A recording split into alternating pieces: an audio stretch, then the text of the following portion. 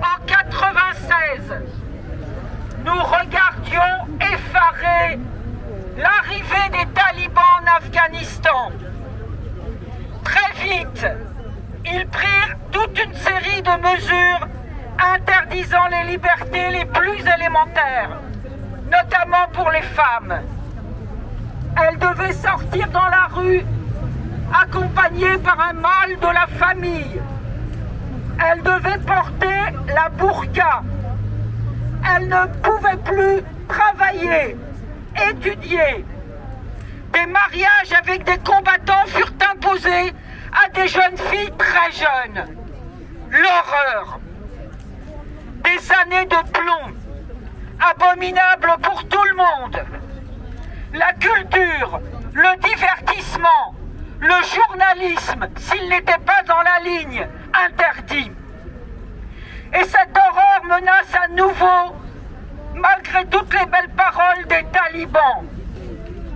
Les Afghanes et les Afghans ne sont pas dupes. Celles et ceux qui en ont les moyens essayent par tous les moyens justement de quitter le pays. Beaucoup de personnes sont tout à fait vulnérabilisées par ce retour des talibans. Ces personnes-là devraient pouvoir bénéficier du droit d'asile dans les différents pays occidentaux.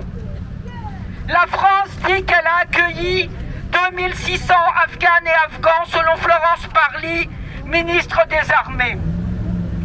Nous sommes là pour avoir la certitude que toute personne qui a travaillé avec la France sur place a pu sortir du pays, si elle le désire évidemment. Nous sommes là pour que toute personne en insécurité là-bas puisse bénéficier du droit d'asile ici. Nous sommes là pour avoir la garantie que ce droit d'asile soit bien délivré. Nous sommes là pour dire la mort dans l'âme, réfugiés, bienvenue.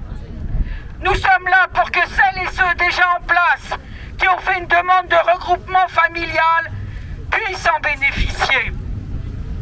Nous sommes là pour, dans l'unité, soutenir, être solidaires des femmes et des hommes, afghanes et afghans, dans leur combat pour la liberté.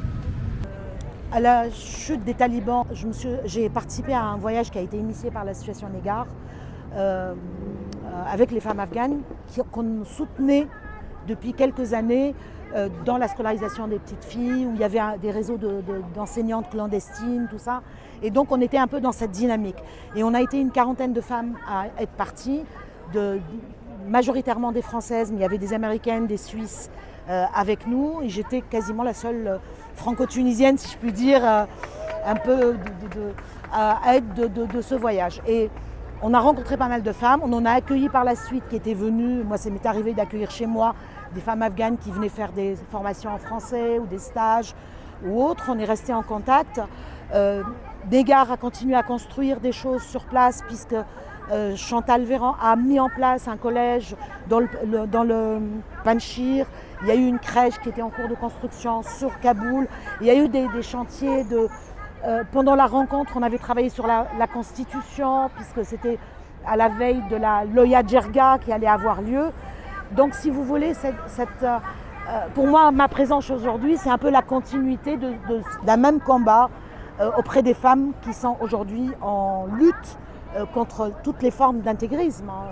Et les talibans incarnent quelque chose qui est une des formes les plus oppressives par rapport aux femmes, puisque c'est une mise sous tutelle et une interdiction d'exister en tant qu'être humain, autonome, ayant la capacité de décider de sa vie, de travailler, de tracer son chemin.